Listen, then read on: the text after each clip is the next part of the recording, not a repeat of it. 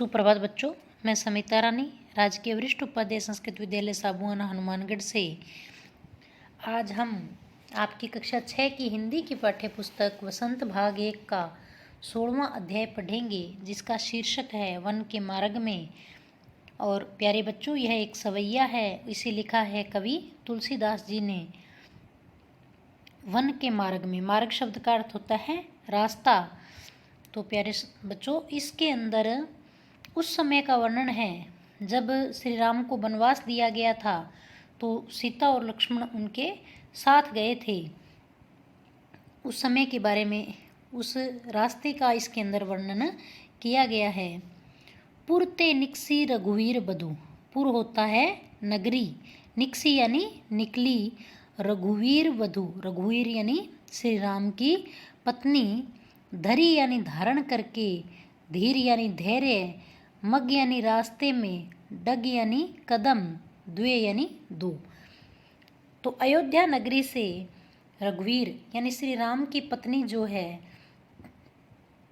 सीता, वो धैर्य को धारण करते हुए रास्ते में दो दो कदम रखते हुए चल पड़ी।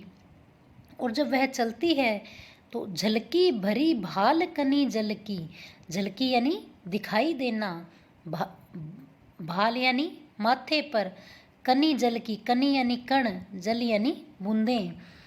तो जब वह रास्ते में चली तो सीता जी के माथे पर क्या हुआ, पानी की बूंदें झलकने लगी। पानी की बूंदें अर्थात वो पहले राजकुमारी थी और श्री राम के साथ उनका जब विवाह हो गया तो वो महारानी थी। तो बच्चों, वह पैदल कभी चलती नहीं थी, और जब वह मार्ग में दो कदम भी पैदल चली तो उनके माथे पर क्या हुआ, पसीना बहने लगा। और क्या होता है, पुट सूखी गए मधुरा अधर वे, और उनके जो होठ थे, मधुर जो होठ थे, उनके दोनों भाग क्या है, वो सूख गए। फिरी बूझती है, फिरी यानी बार बार, बूझती है यानी पूछती है, चलनो चलना, अब कैतिक, अब कितना क, यानी वह श्री राम से बार बार पूछती हैं कि अब हमें और कितनी दूर चलना है। पर्णकुटी, पर्णकुटी यानी झोंपड़ी, करहियों यानी बनानी, कित हवे यानी कहाँ, हमें कितनी दूर और चलना है और हमें अपनी झोंपड़ी कहाँ बनानी है।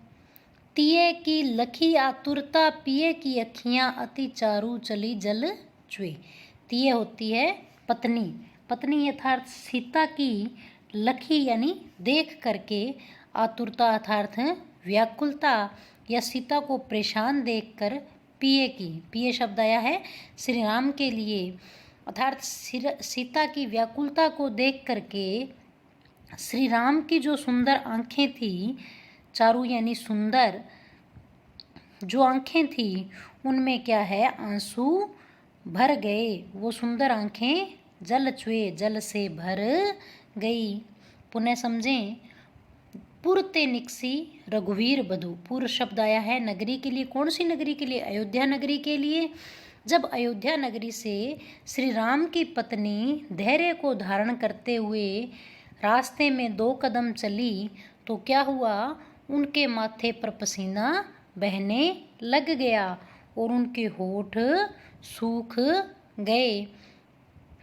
फिर वह बार बार श्री राम से पूछती हैं कि अब कितनी दूर और चलना है और हमें अपनी झोंपड़ी कहाँ बनानी है। पर्णकुटी यानी झोंपड़ी।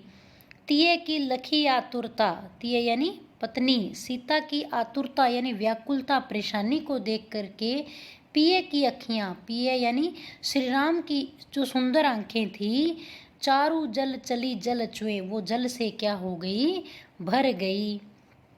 आगे देखें, जल को गए लखनऊ, लखनऊ यानी लक्ष्मण, है लरिका परिखो।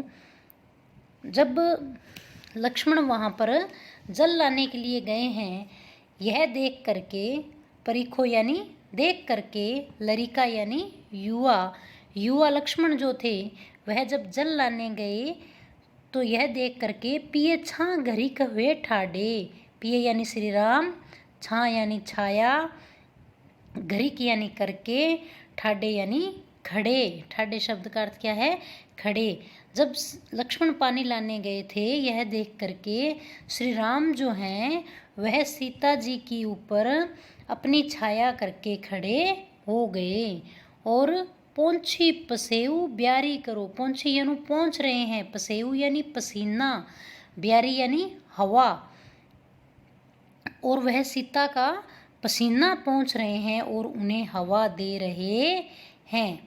अरु पाए पखारियो, पाए अरु यानी और, पाए यानी पाँव, पखारियो यानी धोना, बुबुरी ढाढ़े, बुबुरी यानी कांटे, ढाढ़े यानी निकालना, और सीता जी के पाँव को धोकर उनमें से कांटे निकाल रहे हैं।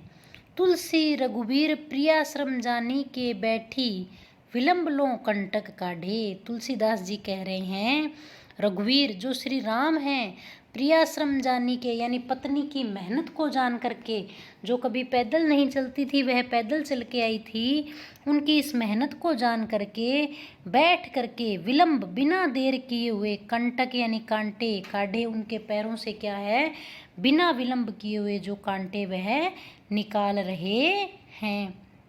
जानकी नहा को नेह लखयो, पुलको तनु बारी बिलोचन बाढ़े। जानकी यानी सीता जी ने, नहा यानी प्रियतम, नेह यानी प्रेम, लख्यो यानी देख करके।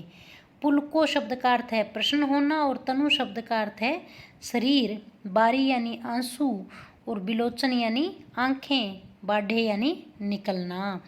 जब सीता ने अपने पति राम के प्रेम को देखकर उन पुलको तनु, उनका तन मन क्या हो गया, प्रसन्न हो गया, और बारी बिलोचन बाढ़े यानी उनकी आंखों से आंसू निकलने लग गए। धन्यवाद।